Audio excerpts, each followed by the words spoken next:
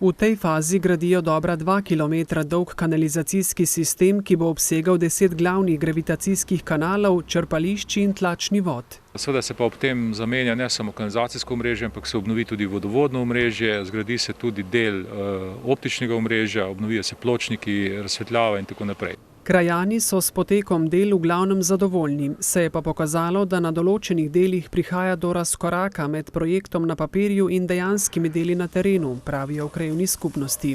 Nažalost, tisti, ki projektira, niti ne pozna, to smo zdaj opazili, ne pozna terena, ne pozna same situacije in potem pride do težave, se je treba potem prilagajati pa nekaj urejati. Ne? A črpališče je že zgrajeno. Po teh informacijah naj bi nekje do konca aprila, v maju bilo tole končano, tako da predvidevam, da v aprilu nekje po tehničnih prezemih, seveda pa vsem tem, kar pač more biti, bi se lahko prvi že priklopili na kanalizacijsko omrežje.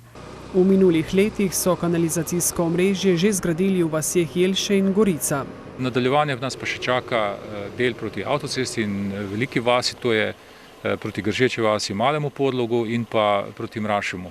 Tako da imamo še kar nekaj dela na tem ravninskem delu naše občine, računam pa, da bomo to v naslednjih 2 letih tudi uspešno dokončali.